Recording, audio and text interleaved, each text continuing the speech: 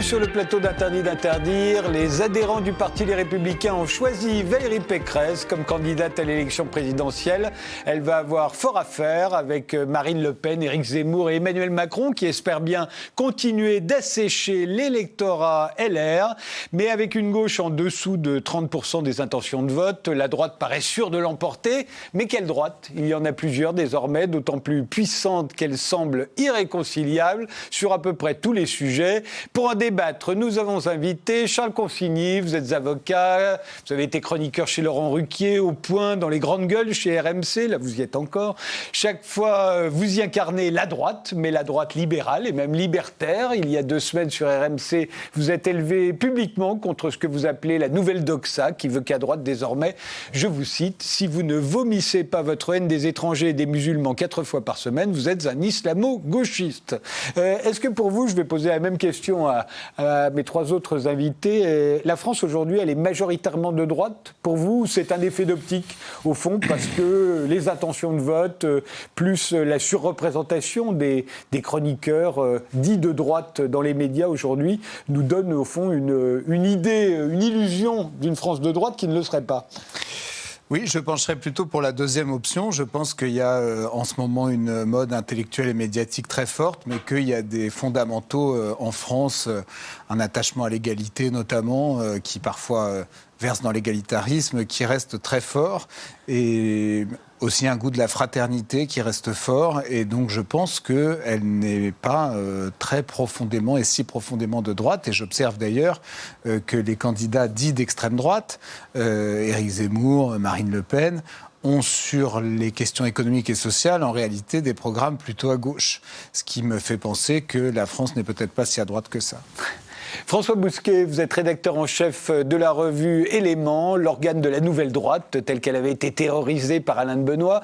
Vous êtes également le directeur de la nouvelle librairie, la librairie de la nouvelle droite. Vous êtes l'auteur de La droite buissonnière, c'était sur Patrick Buisson, que j'ai reçu dans cette émission en plus. Mais aussi de Courage, manuel de guérilla culturelle. Votre dernier livre, c'est Biopolitique du coronavirus, télétravail, famille, patrie. J'aime beaucoup ce titre, édité par la Nouvelle Librairie. Même question, la France est-elle majoritairement de droite? Si on s'en tient aux projections des sondages, oui, de fait, il y a un alignement à droite du paysage politique français. Vous vous rappelez, il y a 30% de Français qui sont prêts à voter à gauche, donc on imagine que le restant va voter à droite. Mais quelle droite? En effet, la droite, c'est un peu comme les fromages, il y en a pour tous les goûts. Il y a de la droite au lait cru, il y a une droite authentique, il y a des droites qui ne sont pas authentiques, des droites libérales, des droites populistes. De fait, la candidate du deuxième tour de 2017, classée à l'extrême droite, récuse, elle, totalement le clivage droite-gauche. Donc, c'est le paradoxe. Zemmour, comme Emmanuel Macron, d'ailleurs. Alors, Macron, c'est c'est en même temps et la droite et la gauche. Tandis que Marine Le Pen passe par-dessus les partis, par-dessus le clivage horizontal droite à la gauche, pour s'appuyer sur un clivage vertical, les élites et le peuple. Elle, c'est le peuple. Donc, ce clivage a du plomb dans l'aile, me semble-t-il, aujourd'hui. Aurélie Gros, vous êtes membre du Parti Les Républicains, vous avez quitté, non vous l'avez été, vous l'avez quitté en 2019 après l'échec des européennes, vice-présidente de Grand Paris Sud, maire de Coudray-Monceau. Vous avez créé un mouvement de concertation citoyenne baptisé La France Vraiment, qui encourage les électeurs à peser dans le débat politique. Pour vous justement, cette France est-elle de droite ? Écoutez, facialement, si on regarde les chiffres, effectivement, je dirais comme mes collègues autour du plateau. Si on regarde les chiffres, on a l'impression effectivement qu'il y a une tendance plutôt à droite. Mais quelle droite ? C'est bien le sujet du débat. Si on considère que les populistes, les démagos sont de droite, si on regarde Emmanuel Macron, il est quoi ? Est-il réellement de gauche ou de droite et de gauche ? Moi, je m'intéresse beaucoup plus à la majorité silencieuse, à tous ces électeurs qui ne vont pas forcément voter ou ceux qui se trouvaient sur les ronds-points lors de la crise des Gilets jaunes et qui ont des messages justement sociétal, économique, sur l'emploi. Et ces gens-là, ils ne demandent pas forcément un programme de droite. Donc je ne pense pas forcément que la France est à droite et qu'aujourd'hui, on puisse réellement avoir ce constat-là. C'est un constat facile qui est souvent servi par les populistes. William Tay, vous êtes président du think tank indépendant Le Millénaire, créé en 2018 pour travailler à la refondation idéologique de la droite avec une vision gaulliste, réformatrice, attachée à la grandeur de la France et guidée par l'intérêt national. Pour un gaullisme du 21e siècle, au fond, c'était le titre de votre rapport en novembre 2020. La France est-elle majoritairement de droite pour vous ? Il y a une poussée des aspirations des Français de plus en plus à droite quand on regarde les différentes enquêtes d'opinion sur les différents sujets, comme sur les questions de sécurité, sur les questions migratoires, sur les questions économiques, sur les questions des grandeurs de la France, etc. Vous avez une poussée de plus en plus des Français à avoir des aspirations de droite. Mais malgré tout, quand on prend le paysage politique, Emmanuel Macron a un positionnement qui est hybride, à la fois et de gauche et de droite. Et Marine Le Pen se réclame ni de gauche ni de droite. Donc quand on prend le champ politique en termes d'intention de vote, le paysage est beaucoup plus nuancé. Et surtout, pour rejoindre ce qu'a dit Charles Consigny, en fait, si les Français sont majoritairement de plus en plus à droite, par contre, les différents systèmes de pouvoir, que ce soit l'administration publique, le système médiatique et la pensée, ce qu'on appelle la pensée dominante, sont toujours sur des ressorts majoritairement de gauche, fondés depuis la Révolution française sur la question de l'égalité et sur la question d'égalité en opposition avec la question de la liberté qui est principalement de droite. Donc du coup, pour répondre à votre question, elle est plutôt nuancée. Et si on prend les différents panoramas, en fait, chacun des candidats a des traits de la droite. Emmanuel Macron emprunte, quand on prend la typologie de René Raymond, la droite orléaniste plutôt libérale. Valérie Pécresse et Éric Zemmour vont emprunter le champ de la droite bonapartiste et Marine Le Pen va emprunter les champs et les rhétoriques de la droite légitimiste. Mais même quand on prend ce panorama-là, les frontières sont beaucoup plus floues dans la mesure où Valérie Pécresse emprunte un discours qui est plutôt libéral, qui marche sur les terres d'Emmanuel Macron, et Éric Zemmour emprunte un terrain qui est empreinte de droite légitimiste, donc sur les terrains également de Marine Le Pen. Donc le paysage est très flou, et pour récapituler, les Français veulent une aspiration de droite, mais ils sont opposés dans leurs aspirations depuis plusieurs années sur cette volonté de droite depuis 1981. Mais alors justement, vous citiez René Raymond, l'auteur des droites en France, il y avait des constantes de droite. Si on regarde aujourd'hui l'échiquier politique, alors à la fois avec les 4 candidats presque déclaré pour Emmanuel Macron, alors si on prend Emmanuel Macron, qui est qualifié de droite, hein, même si lui dit moi je suis... voilà, mais il est qualifié de droite. Vous prenez Valérie Pécresse, Marine Le Pen et Éric Zemmour, mais si vous y ajoutez tous ceux qui ont de l'influence, Éric Ciotti va avoir de l'influence sur la candidature de Valérie Pécresse, Édouard Philippe, Jean Castex, les premiers ministres d'Emmanuel Macron, Gérald Darmanin, son ministre de l'Intérieur, si vous ajoutez Nicolas Dupont-Aignan, Nicolas Sarkozy, qui est toujours là et qui a de l'influence, ne serait-ce qu'il est sur les électeurs des Républicains, puisqu'il est le dernier président des Républicains à avoir été élu. Si vous prenez tout ce monde-là, qu'est-ce qu'ils ont en commun ? Et puis avec vous 4 d'ailleurs. Qu'est-ce qu'il y a de commun à tous ces gens ? Sur la typologie évoquée de René Raymond, de fait, la seule droite authentique, c'est la droite légitimiste. On ne va pas faire un cours d'histoire des idées politiques, hein, mais cette droite, elle est morte aujourd'hui. Ni Éric Zemmour, ni Marine Le Pen ne s'en réclament. Je ne pense pas que Marine Le Pen sache ce distinguo classique dans les sciences politiques. Il reste une droite orléaniste, post-orléaniste, en fait, hein, macronienne. Peut-être que Pécresse, en tout cas quand elle crée son mouvement libre, pourrait s'en réclamer. Puis après, il y a une droite bonapartiste. Hein. Un bonapartiste sous la forme que le populisme a pu prendre et que Zemmour incarne aujourd'hui, ou Marine Le Pen, du reste. Ou Jacques Chirac hier. Ou Jacques Chirac en campagne. Hein. En campagne. Ouais. Hein. C'est, parce qu'il y a ces Dr Jekyll et Mr Hyde. Hein. Il y a un visage face caméra pendant la campagne, où Chirac était une bête de foire, une bête de scène exceptionnelle, comme Marine Le Pen aujourd'hui. Puis après, il y a l'exercice du pouvoir. Hein. Et l'exercice du pouvoir, il est orléaniste par la droite de gouvernement depuis une éternité, j'allais dire. Hein. Qu'est-ce qu'elles ont de commun ? Rien. Il n'y a rien de commun entre tous les gens que j'ai cités là. Rien, en tout cas entre cette droite bonapartiste, hein, c'est-à-dire aujourd'hui populiste, hein, rien, puisque cette droite bonapartiste ou populiste recycle des thématiques que la gauche a échoué à porter. Entre autres la thématique égalitaire. Hein. Si on regarde le discours du RN, du Rassemblement National aujourd'hui, il s'adresse prioritairement à la France des Gilets jaunes, des ronds-points, aux Baudins, à la France des Baudins, au succès des Baudins, dont on ne parlait pas jusqu'à hier à Paris. Donc c'est à cette France-là qu'elle s'adresse. Hein. Elle n'est ni droite ni gauche. De fait, dans les catégories populaire, le clivage droite-gauche trouve très peu d'écho. Sinon, on n'expliquerait pas le basculement de l'électorat communiste. Hein. il y a 30 ans, vers le RN aujourd'hui. Si les ouvriers ou les employés étaient autant attachés à ce clivage, ils seraient restés fixés à leur matrice originelle, la matrice jaurétienne, socialiste, que sais-je, révolutionnaire. C'est pas le cas. Ils sont ailleurs. Donc pour moi, oui. Alors je veux pas monopoliser la parole. Rien de comparable. Et on va le voir très rapidement, je pense. Rien de commun, Aurélie Gros? C'est peut-être la faute des partis politiques. On voit que les partis politiques se reforment au moment des élections. C'est le cas des LR aujourd'hui. On a vu, ils sont montés à 150 000 adhérents. Il y a eu une campagne. Qu'est-ce qu'il y a en commun entre Éric Ciotti et Valérie Pécresse? Pour moi, je vous le dis clairement, rien. Il n'y a rien en commun. Donc, c'est des logiques de partis politiques qui, à mon sens, d'ailleurs, brouillent la vision que les Français peuvent avoir de la politique en général et desserrent la politique et les politiques.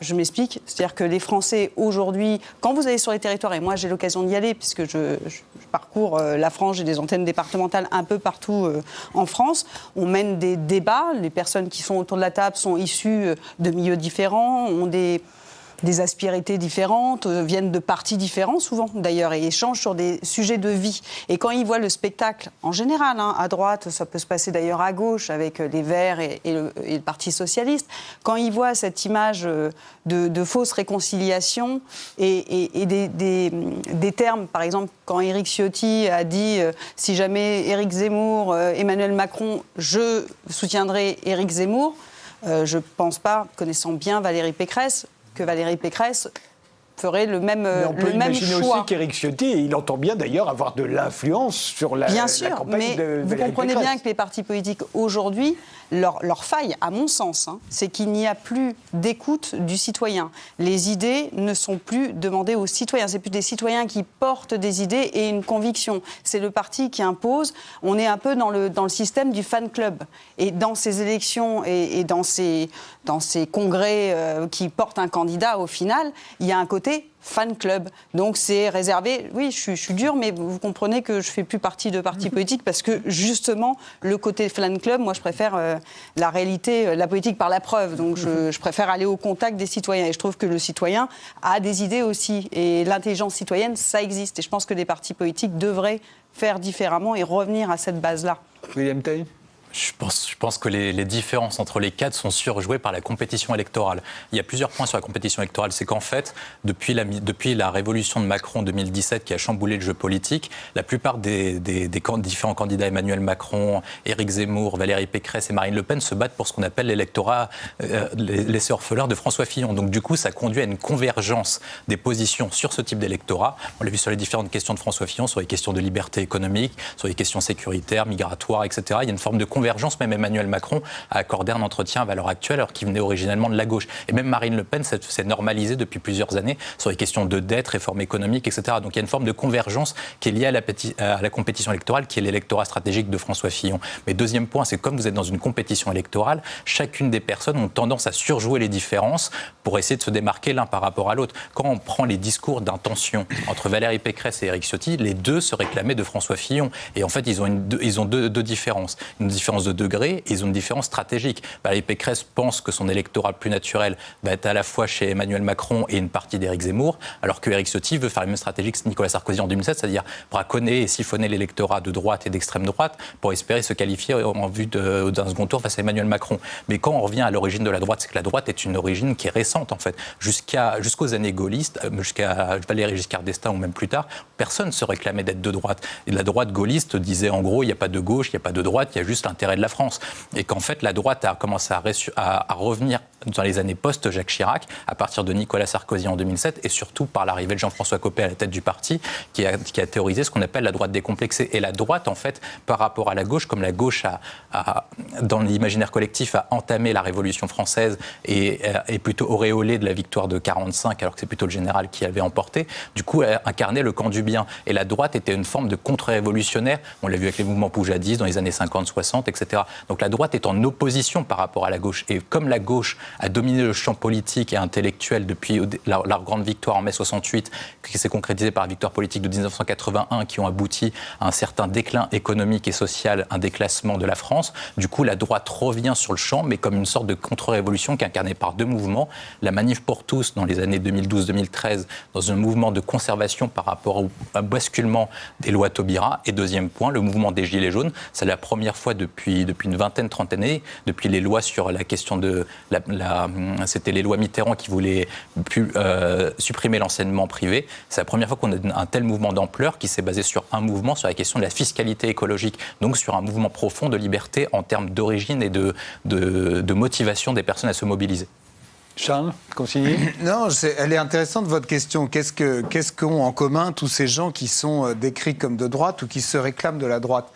Je pense que peut-être que ce qu'ils ont en commun, c'est ce qu'ils ont de moins intéressant et moi je dirais peut-être un peu de plus sombre.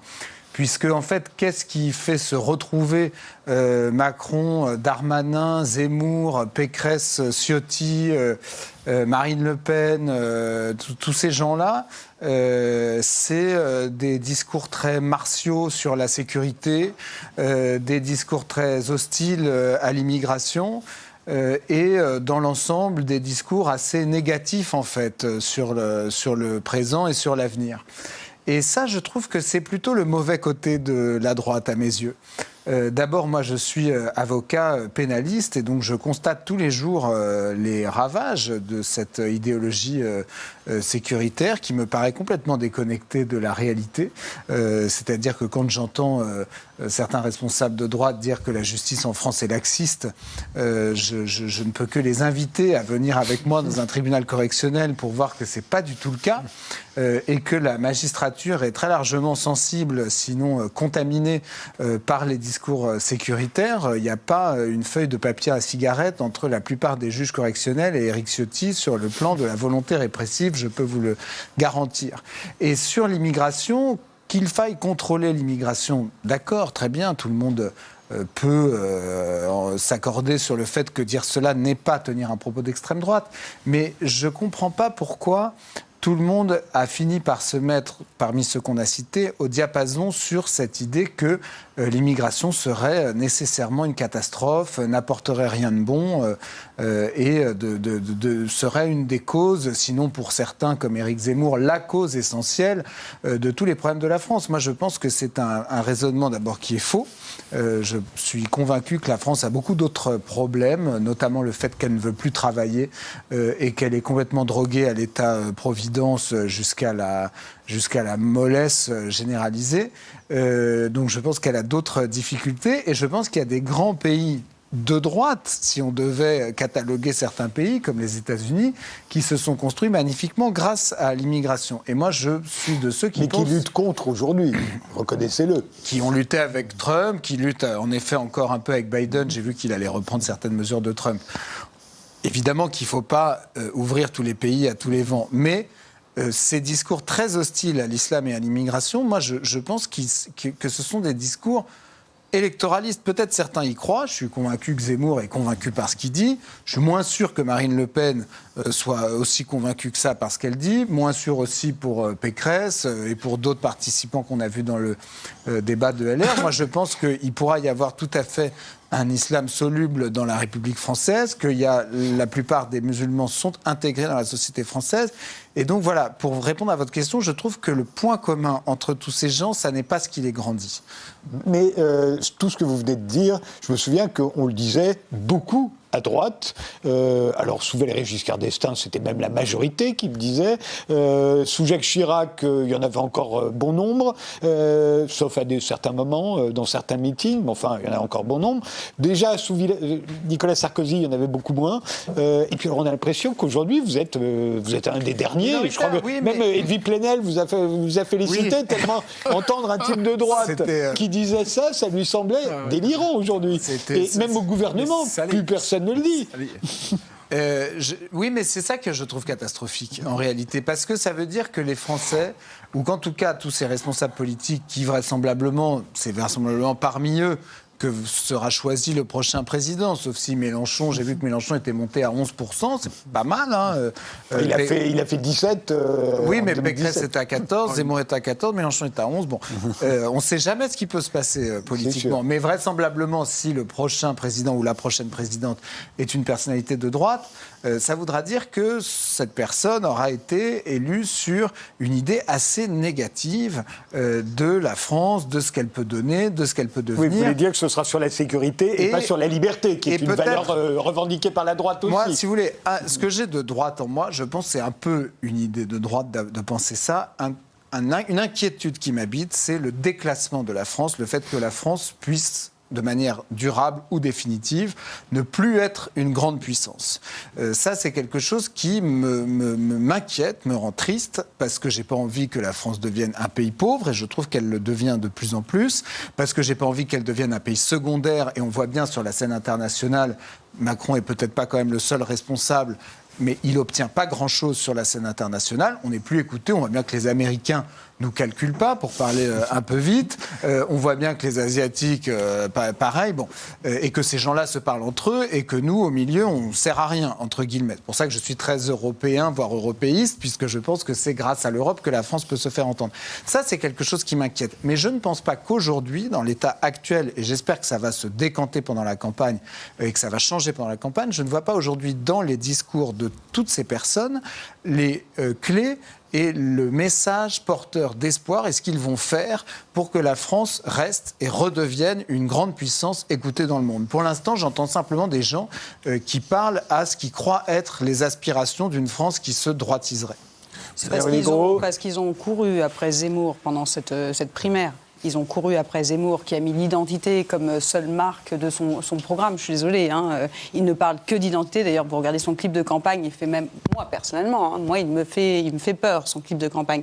Et aujourd'hui, quand on regarde effectivement les candidats LR à la primaire, et si on prend l'exemple de Michel Barnier, qui était quand même, on peut dire, européiste, qui s'est mis à critiquer l'Europe parce qu'il était bon ton de le faire, vous voyez bien que les Français, c'est pas lisible pour eux. Mais quand vous allez dans les territoires, que vous discutez avec les Français au quotidien, quand vous êtes sur le terrain, en tant qu'élu, je le suis, dans mon mouvement, je le suis, j'essaye en tout cas d'être au plus proche, et que vous allez échanger, je vous assure que les questions d'identité ne sont pas les questions qui intéressent tout le monde toute la journée. Moi, par exemple, l'égalité à la naissance est peut-être un sujet qu'un des candidats à la présidentielle pourrait porter, plutôt que de parler d'identité. La francophonie est peut-être un sujet qui permettrait de parler d'identité de façon positive.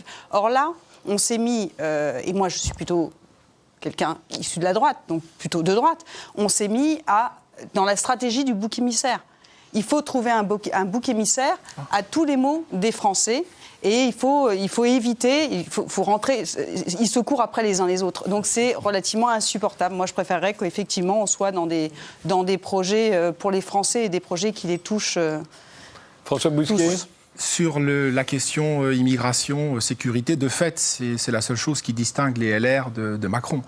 Donc après tout le reste, le programme économique converge. Hein.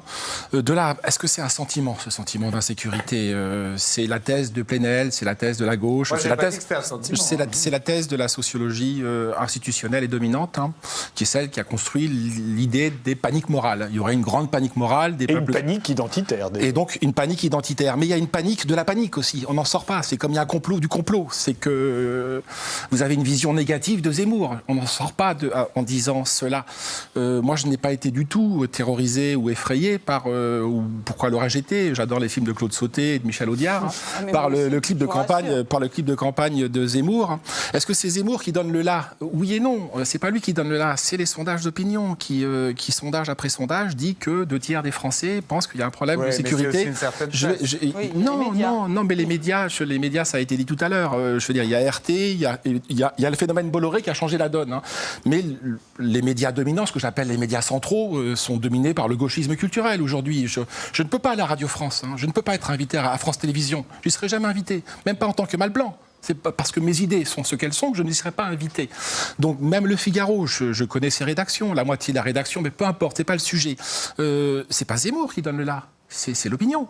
Bien sûr, sur les ronds-points, c'était la question du pouvoir d'achat qui prédominait. Oui, le consentement à l'impôt. Évidemment, c'était évidemment une révolte, une protestation fiscale et une protestation poujadiste. Mais dans la longue durée, toutes les protestations sont fiscales, étonnamment. Depuis 5 à 6 siècles, 7 à 8 siècles. Contre la gabelle. En France, oui. Particulièrement en France, contre la gabelle, l'intrusion de l'État, de l'impôt, etc. Mais derrière, il y a quoi? Enfin, il y a eu après des revendications de droits politiques. Mais les premières révoltes populaires étaient toutes contre l'impôt. C'est quand même fascinant de voir, jusqu'au XXe siècle, les protestations contre l'impôt sur le revenu. Mais le deuxième temps chez les Gilets jaunes, c'est la demande de reconnaissance, c'est la politique de reconnaissance. Totalement. Je reviens aux Baudins que j'évoquais tout à l'heure. Les Baudins, on n'en parle pas. C'est l'angle mort. Expliquez ce que sont les Baudins. Les Baudins, c'est un tandem qui rencontre un succès phénoménal sans faire aucun plateau. Ils ne font jamais un seul plateau, sinon Drucker une fois par an. Et ils ne sont pas programmés à Paris. Et Feu Jean-Pierre Pernaut en parlait de loin en loin.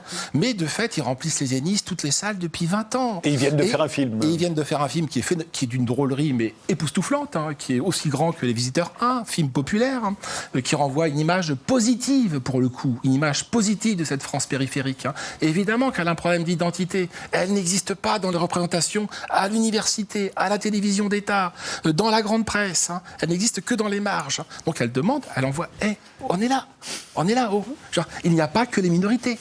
Votre société inclusive fonctionne à l'exclusion de nous. Donc évidemment que ce thème est central. C'est pour ça que je parle de l'égalité à la naissance. Si on pense que Zemmour est la cause et le reste la conséquence, on se trompe complètement d'analyse. Zemmour n'est que la conséquence. Et ça ne s'expliquerait pas, le succès qu'il rencontre là. C'est quand même phénoménal. Il faut le rappeler. 280 000 bouquins vendus. Une vidéo en 24 heures mais qui est très construit médiatiquement. Il a été programmé 1 heure par jour sur une chaîne d'info. La télé Bolloré. Voilà, le phénomène. Demain vous programmez 1 heure par jour. Je vous parle des petites fleurs roses. Tout le monde va aimer les petites fleurs roses. Le phénomène nouveau, j'en ai fini aujourd'hui. Le phénomène nouveau, il y en a 2 pour moi. Parce que Macron était là en 2017. Mélenchon, ils étaient tous là. Bolloré n'était pas là et Zemmour n'était pas là. C'est vraiment la nouveauté. Et Bolloré a cassé de fait le monopole du gauchisme culturel, la rente de monopole du gauchisme culturel sur l'institution médiatique. En tout cas, dans les grands médias. Ça, c'est vrai. RT est un cas à part, Sputnik est un cas à part, TV Liberté est un cas à part. Mais dans les grands médias centraux, jusqu'à présent, il y avait une parole unique. Je vous arrête, on fait une pause et on revient tout de suite après.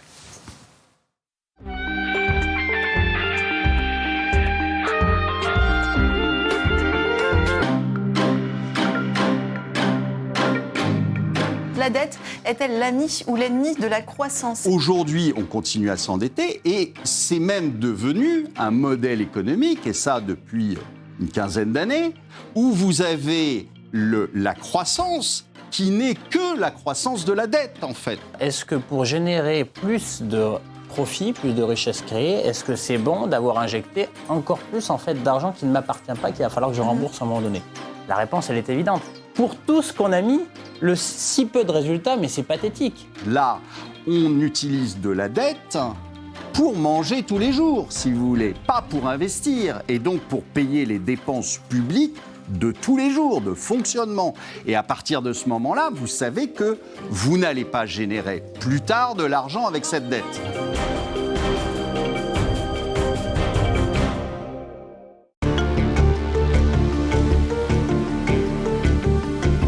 Nouvelle-Calédonie, où l'ultime référendum sur l'indépendance est maintenu au 12 décembre. Quel poids représente aujourd'hui Hamid Mokadem les indépendantistes dans le paysage politique en Nouvelle-Calédonie? Il y a une progression du oui.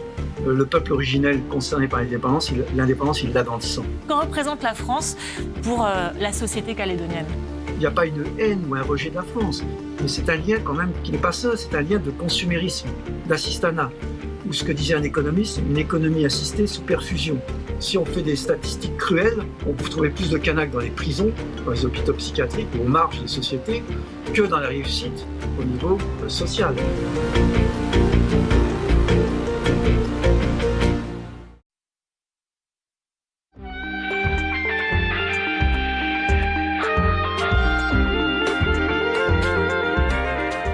On reprend notre débat sur la droite avec Charles Consigny, François Bousquet, Aurélie Gros et William Tay. William, puisque c'est à vous, pour partir de ce qui vient d'être dit par François Bousquet, il y a Christophe Guilluy, célèbre géographe, très souvent cité, de préférence à droite d'ailleurs, qui a écrit dans Le Temps des gens ordinaires, son dernier livre, qu'au fond, ce sont les gens ordinaires, les classes populaires, la France périphérique, pour reprendre le titre de son essai le plus fameux, qui donnerait le ton aujourd'hui. Et qu'au fond, les débats qui sont sur la place publique viennent non pas des élus, des dirigeants politiques, mais du peuple, et de cette partie du peuple qui a été la plus invisibilisée. Donc, quand on parle d'identité, quand on parle de pouvoir d'achat, quand on parle de sécurité, ça remonte au fond de ces gens ordinaires qui, d'après ce qu'il disait, auraient tendance à utiliser telle ou telle politique, au fond, un peu comme une marionnette, à leur service. Les uns après les autres reprendraient les thématiques de ces gens ordinaires et en feraient des slogans de campagne. Je m'inscris parfaitement dans cette analyse. Il serait assez fou de croire que les politiques font une politique de l'offre lorsqu'ils présentent une offre électorale. Ils répondent plutôt à une demande, en fait. Et Éric Zemmour, je suis parfaitement d'accord avec vous, répond à une conséquence de l'évolution de la société. Ce qui s'est passé avec les catégories intermédiaires et populaires que Christophe Guilluy cite, c'est qu'en fait, ils ont opéré une conversion à partir de la fin des années 90, début des années 2000. Leur priorité était au départ les questions économiques et sociales. Et c'est pour ça qu'ils votaient principalement à gauche. Pour rappel, François Mitterrand, lorsqu'il est élu, il fait plus de 65-75% parmi les ouvriers. Et aujourd'hui, le Parti socialiste représente que 3% des ouvriers. Donc il s'est passé quelque chose parce qu'au niveau de leur top priorité, avant c'était les questions économiques et sociales et maintenant se sont passés sur les questions régaliennes. D'ailleurs, c'est pour ça qu'un rapport Terra Nova en 2012, quelle majorité électorale pour 2012, préconisait pour la gauche de gouvernement de passer des catégories dites populaires à des électorats plutôt urbains, métissés, les femmes, etc. C'est uniquement sur une logique électorale parce que ces électeurs intermédiaires et populaires allaient opérer une conversion, ce qu'eux appelaient une conversion conservatrice. Et en fait, la difficulté, c'est que ces personnes-là étaient notamment marquées par le discours de Lionel Jospin et par le tournant de la rigueur de François Mitterrand en 1983. Ils pensent désormais qu'en fait, l'État ne peut plus rien faire sur les questions économiques parce que d'une part, nous avons délégué une partie de notre souveraineté à l'Union européenne, notamment sur la question de la politique monétaire, et que la question budgétaire est désormais encadrée par les traités TSCG, pacte de stabilité, etc. Et donc du coup, l'État sur les questions économiques a beaucoup moins d'influence dans un cadre mondialisé non protecteur qu'auparavant. Et donc du coup, leur priorité est désormais des questions migratoires, sécuritaires, et c'est pour ça qu'ils s'orientent du coup vers Marine Le Pen et Éric Zemmour sur un volet de protection, parce que s'ils ne peuvent plus être protégés au niveau économique, ils recherchent une protection au niveau de leur cadre de vie. Et donc du coup, la difficulté, vu que c'est eux qui donnent le ton de la campagne, vu que c'est l'électorat qui fait un président ou qui défait un président, quand on dit qu'Emmanuel Macron ne fait aucun vote auprès des catégories intermédiaires et populaires, ce n'est pas vrai. S'il est très élevé, le différentiel de voix entre son électorat CSP+, et l'électorat, ce qu'on appelle CSP-, est important, il fait un nombre de voix qui est beaucoup plus conséquent, notamment que François Fillon en 2017. À partir du moment des affaires, c'est cet électorat qui avait basculé. Et la difficulté, c'est qu'en fait, les personnalités de droite répondent à font une politique de la demande, du coup, ils répondent à des aspirations électorales, mais ils ne font plus de politique de l'offre, c'est-à-dire qu'ils ne présentent pas un programme créé sur mesure. Le dernier à l'avoir fait, et il avait rencontré un certain succès populaire, c'était François Fillon, et le dernier avant lui, c'était plutôt le général de Gaulle. En fait, la droite française... Il y a Nicolas Sarkozy, c'est le plein des classes populaires en 2007. Oui, tout à fait, j'avais oublié Sarkozy. Et la difficulté, c'est que la droite, en fait, a loupé le premier tournant qui était entamé au niveau anglo-saxon par Margaret Thatcher et Ronald Reagan dans les années 80, à cause de Jacques Chirac qui a refusé ce tournant qui était en gros néolibéral pour emprunter un tournant travailliste, social, qui a été caricatural en 1995 avec la question de la fracture sociale. Et en fait, la droite emprunte ces thèses-là à partir de Nicolas Sarkozy en 2007, qui s'inscrit, on l'appelle Sarkozy l'américain parce qu'il emprunte les thèses de George W. Bush et de Ronald Reagan, et désormais, la droite française se convertit à cette ère-là. Sauf que la difficulté qu'ils ont maintenant, la droite française, et c'est pour ça que Zemmour et Marine Le Pen montent autant, c'est que depuis 2016 et l'avènement du Brexit, de Boris Johnson et de Donald Trump, la droite, au niveau occidental, a évolué d'une nouvelle ère. Elle est passée d'une droite qui est plutôt libérale sur le plan intérieur, mais très protectionniste sur les questions extérieures. C'est pour ça que Trump était très protecteur, qui était marqué par la question du mur, la réindustrialisation et la question de l'intérêt national. Et pour répondre à Charles Consigny sur la question de la grandeur française, en fait, il n'y a aucun politique qui arrive à imaginer la grandeur française parce qu'on n'arrive pas à imaginer ce que serait le rayonnement français après le tourment entamé par le général de Gaulle dans les années 58 à 69. Ce que fait le général de Gaulle, c'est qu'en fait, il participe, il sait que la France ne sera plus une grande puissance, du coup, il limite le déclin français à travers la construction européenne, la construction à 6 et le traité de l'Élysée avec l'Allemagne, et en gros se met sur une politique indépendante entre l'URSS et les États-Unis. Aujourd'hui, nous vivons un cadre qui est à peu près similaire. C'est-à-dire que l'Union européenne et la France ne sait pas qui choisir entre devenir le vassal des États-Unis ou le sous-traitant de la Chine, et n'a pas de politique de grandeur et de rayonnement sur ce plan-là. Et sur la question économique, et en fait, on est très dépendant de la politique américaine, notamment sur la politique monétaire et sur la politique budgétaire. Donc en fait, comme on est dépendant de différents contextes internationaux et que nous n'avons plus de propre vision, parce que l'Europe est en train de sortir de l'histoire et ça a été marqué par la crise sanitaire, c'est pour ça que les politiques français n'arrivent plus à inspirer de grandeur. Simplement, en fait, nos discours se rejoignent à certains égards, en tout cas sur ce que Marcel Gauchet appelle le malheur français. Tout à fait. Puisque Charles Consigny, c'est le sujet, c'est sa crainte, ce qui est la nôtre, sur ce plateau, d'une forme de déclassement, de rétrograde, de déclin, pardon. Moi, il me semble que je vote pas pour Zemmour. La question n'est pas là. Je regarde simplement intrigué ce démarrage fulgurant. Et il me semble que sur les thématiques gaulliennes, qui ne sont pas les miennes, qui sont les vôtres, ou moins les miennes que les vôtres, il me semble qu'il apporte, ou en tout cas, il y a une tentative, un début de tentative de réponse avec son reconquête, avec un discours assez volontariste. Je mettrais juste un mot dessus.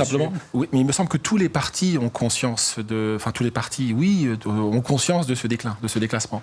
Donc, notre programme ne peut pas être fondamentalement positif, puisque sur tout le champ politique, il y a quand même la conscience d'un déclassement, de ce que Gauchet appelle le malheur français. Et ce malheur, on l'éprouve à travers les sondages. Oui, mais ça, c'est récent. Souvenez-vous, il y a une droite que je trouve Charles Consigny représente encore aujourd'hui, mais il est devenu minoritaire.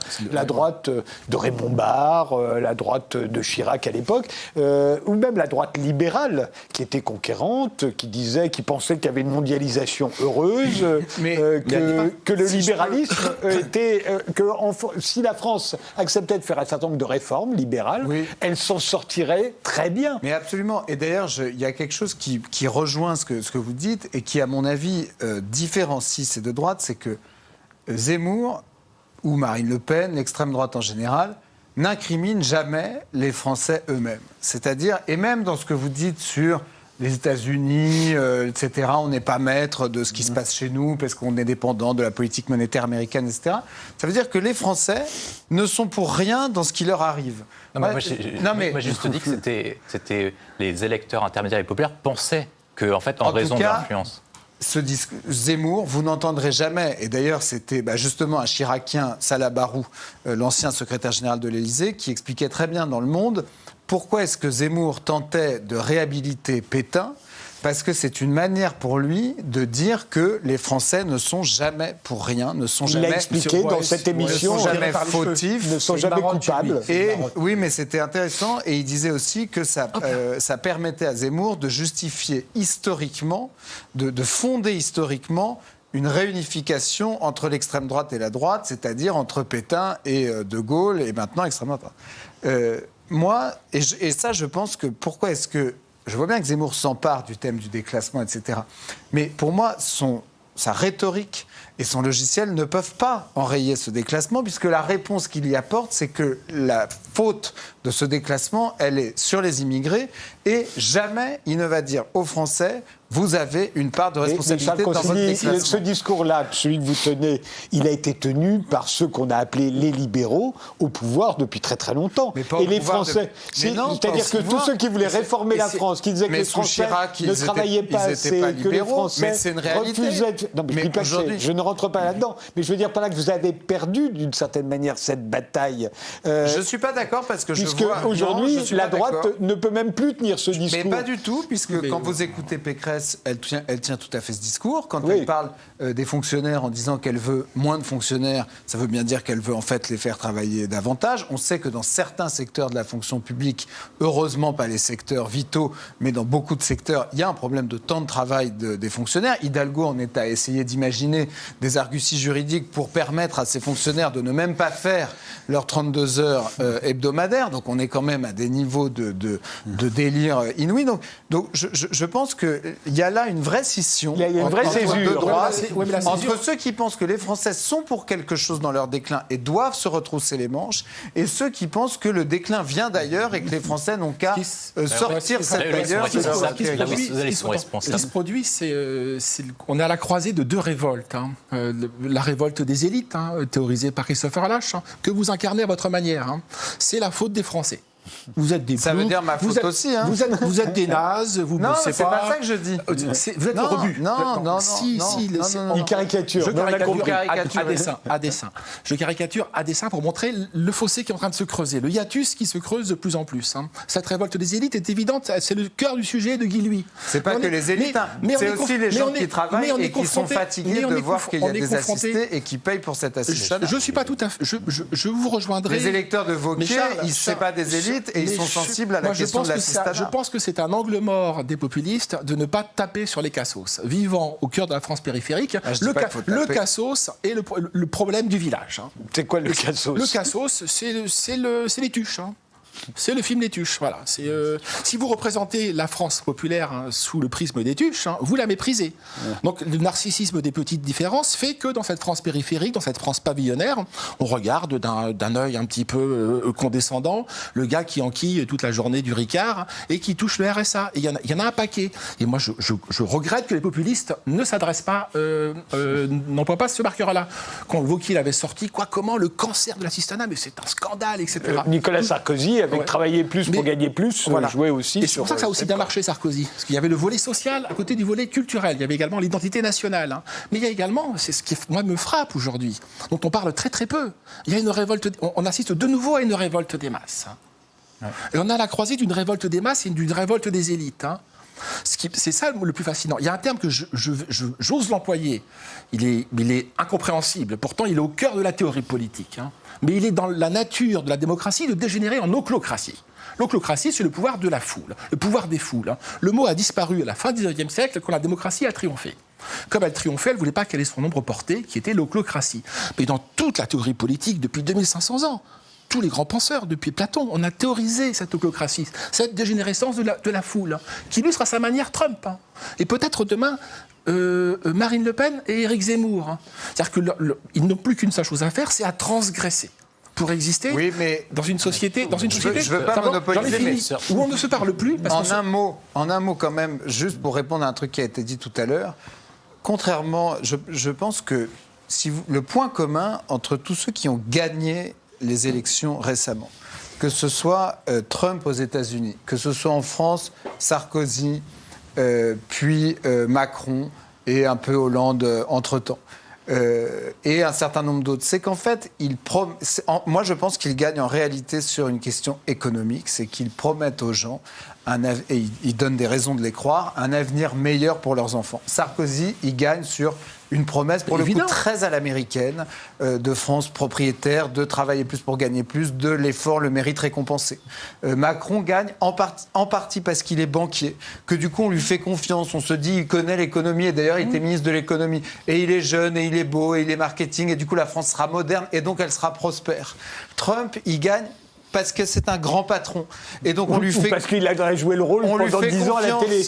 Et parce qu'il a en plus joué le rôle du grand patron. Donc on a bien compris que ça l'était. Et donc c'est l'Amérique... Oui, mais c'est l'Amérique du type justement qui coule, qui se refait, qui ose, etc. Et tout ça, ce sont, à mon sens, des discours en réalité économiques, plus économiques qu'identitaires. Voter, c'est ça. Voter, c'est de la pensée magique. Aurélie Gros, d'abord, et après... Voter, c'est de la pensée magique. Alors, je suis assez d'accord sur les Français ne se parlent plus, ça, je suis tout à fait d'accord. Je suis d'accord.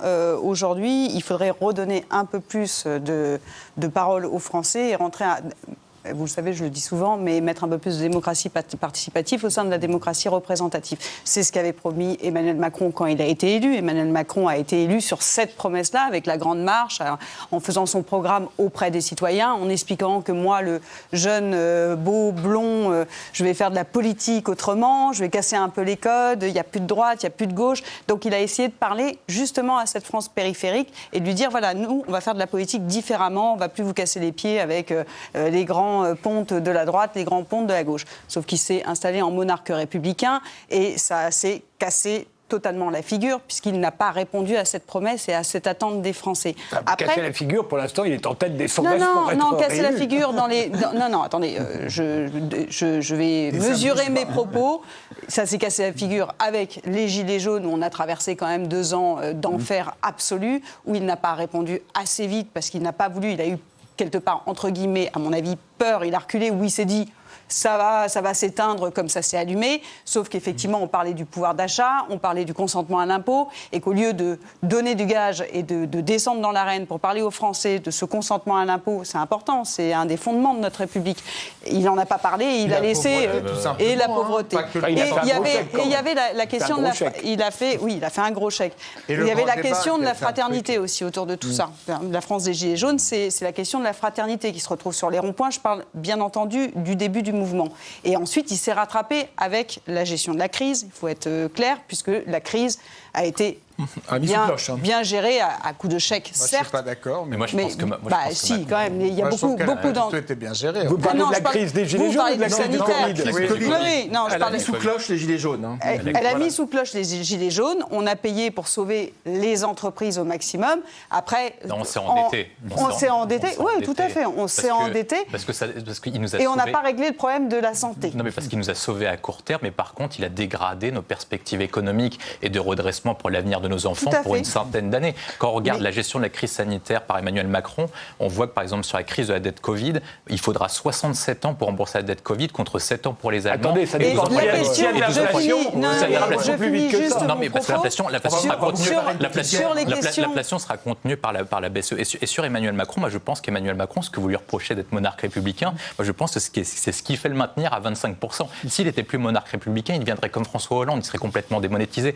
Et la question essentielle pour l'avenir du pays, en fait, c'est comment entamer la question du redressement. C'est pour ça que moi je pense, et c'était ce que je voulais vous dire tout à l'heure sur Éric Zemmour, c'est qu'Éric Zemmour, en fait, va servir d'aiguillon sur le débat, parce qu'il permet à la France, et notamment il évoque pour une grande partie des Français, le fait de renouer avec la grande histoire. Les Français veulent renouer avec l'époque de Clovis, avec l'époque de Saint-Louis, avec l'époque de Louis XIV, avec l'époque de Richelieu, avec l'époque de Napoléon, et la politique du général de Gaulle. La difficulté qu'a Éric Zemmour, et c'est pour ça qu'il n'arrive pas à convertir cette intention de renouer avec la grande histoire avec des intentions de vote, c'est parce qu'il n'arrive pas à proposer un projet qui est concret en termes de redressement national et comment faire pour rendre sa grandeur à la France, pour reprendre les paroles de Donald Trump.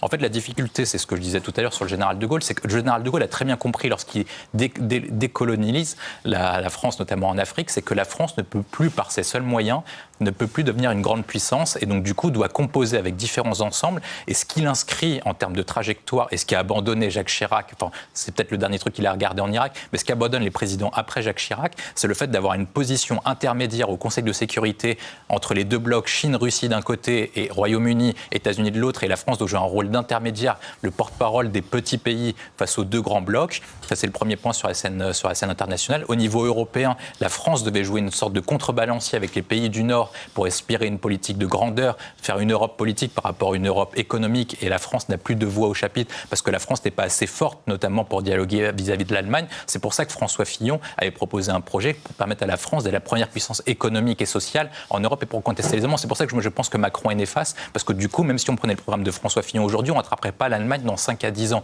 Ça, c'est le deuxième point. Et puis après, troisième point, c'est une affaire de rayonnement. La France a toujours brillé par ses grandes réalisations et par ses grands esprits. Le plus grand moment de l'histoire de France, c'est le siècle de Louis XIV qui a conduit au siècle des Lumières. Et aujourd'hui, nous n'avons plus d'atouts parce que notre peuple est en déclin. On le voit sur les questions de l'éducation, on est remplacé par les pays est-asiatiques. Au niveau des innovations, en fait, on se fait piquer nos meilleurs talents par les Américains. Et donc, du coup, et en termes de rayonnement, que ce soit culturel ou au niveau de notre langue, nous sommes au déclin à tous les indicateurs. Et c'est pour ça que les Français veulent renouer, non pas avec la grande puissance diplomatique et militaire, mais renouer avec la question d'influence. Et je pense qu'ils veulent renouer avec le siècle des Lumières pour rayonner dans le monde entier et inspirer le monde. Il nous reste quelques minutes. Il nous reste 6 minutes, donc je vais vous redonner la parole à chacun, histoire de conclure très provisoirement, bien entendu, puisque cette affaire ne fait que commencer. On va voir Charles Consigny. Qu'est-ce que je peux vous dire ? Moi, je pense que la campagne va être intéressante. Je pense qu'il y a quand même... Ce qui me frappe, c'est que les Français n'ont pas renoncé, en fait. Le fait qu'ils soient sensibles aussi bien au discours de Zemmour, qui, pour moi, vend une grandeur d'opérette, surtout si son projet consiste à, soi-disant, nous faire retrouver la grandeur tout en sortant plus ou moins de l'Union européenne, en tout cas en nous appuyant pas sur l'Europe pour être grand et en prétendant soigner la France en s'en prenant à ces personnes d'origine étrangère ou étrangère, c'est une grandeur d'opérette. Mais j'observe que beaucoup de gens adhèrent à ce discours. J'observe que les débats qui étaient assez ennuyeux, les débats de la droite, les débats de LR, étaient quand même très techniques et très professionnels, en fait.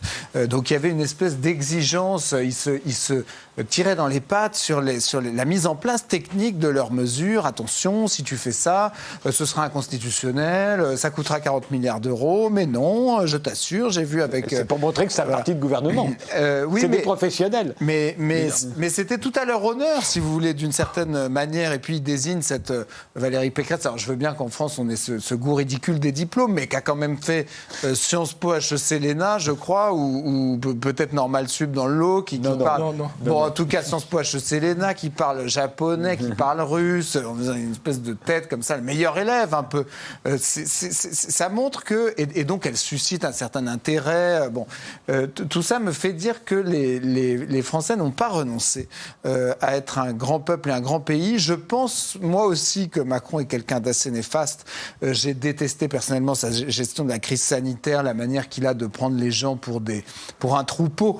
Je sais bien que De Gaulle, que vous avez cité plusieurs fois, disait que les Français sont des veaux, mais je pense que Macron, lui, il en est très convaincu. Et il nous a fait rentrer dans l'enclos, sortir de l'enclos, rentrer dans l'enclos. Moi, j'ai trouvé ça horrible. Et je trouve son côté complètement en lévitation, etc., horrible. Et je trouve qu'il est trop du côté du CAC 40 et que ça peut rien donner. Mais voilà, ils n'ont pas renoncé. Donc je pense que la présidentielle de 2022 va être probablement un moment vraiment intéressant.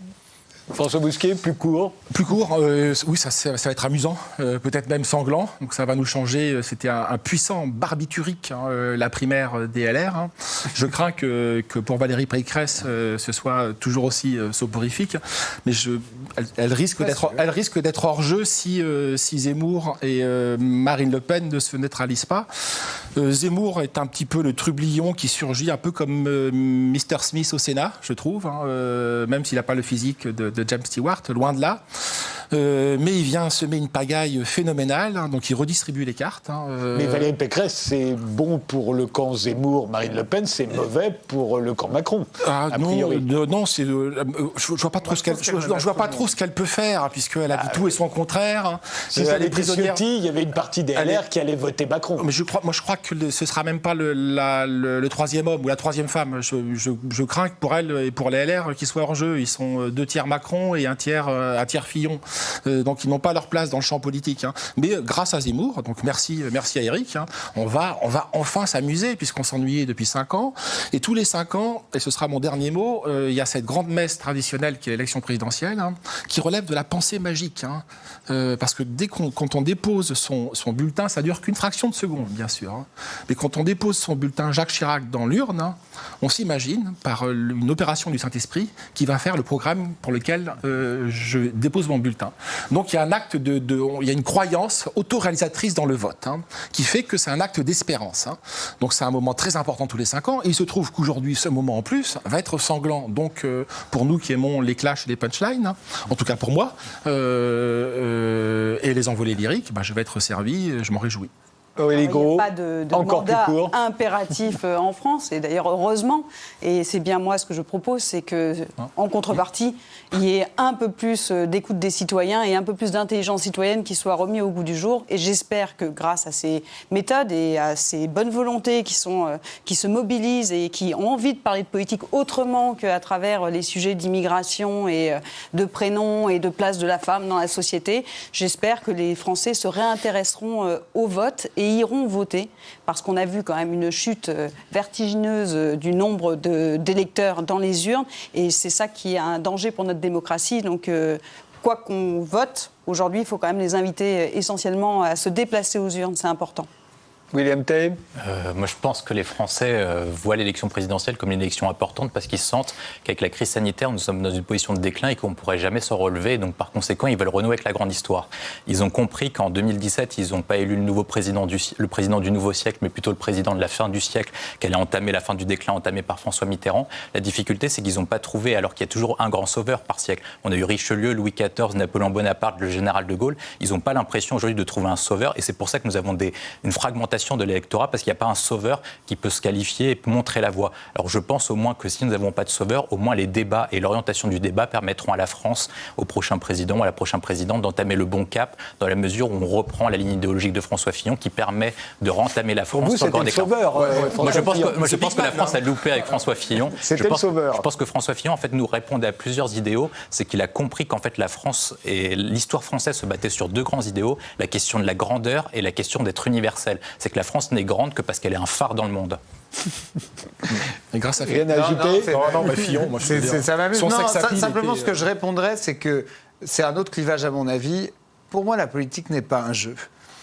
Et donc l'idée qu'on va s'amuser, qu'il va y avoir du sang, etc., je pense que c'est une idée qui est assez en vogue chez Zemmour, etc. Mais c'est parce qu'il sait qu'ils ne vont pas gagner. Mais c'est pour ça. Peut-être que justement, s'amuser. Ça distingue la droite républicaine de l'extrême droite. C'est qu'il y en a une qui joue et l'autre qui quand même trouve que c'est sérieux. C'est ce que dit Christian Salmon, qui est très à gauche, très Mediapart, mais qui a un cerveau et qui s'en sert bien, qui a fait son abandé des bouquins, c'est l'ère du clash. Alors lui, il la dénonce, cette ère du clash, mais il est normal qu'il y ait du clash, parce que je le redis, moi, ma parole n'a pas droit de citer dans les médias centraux, donc je ne peux y rentrer que par effraction. Je ne peux y rentrer que par la punchline. Et la punchline me condamne évidemment à l'échec, ce qui est malheureux. Et ce serait bien que dans cette campagne électorale, parce que vous parlez du système de santé, dont je reviens dessus, et sur la gestion de la crise, on écoute enfin les collectifs citoyens comme Collectif pour la santé en danger, qui compte 220 000 personnes et personnels soignants. Et aujourd'hui, je pense que ça, c'est des débats de fond plus que l'immigration. Et ces gens-là ne vont pas forcément voter Zemmour, Pécresse ou de droite. Voilà, merci tous les quatre pour ce débat. Merci de nous avoir suivis. Et rendez-vous au prochain numéro.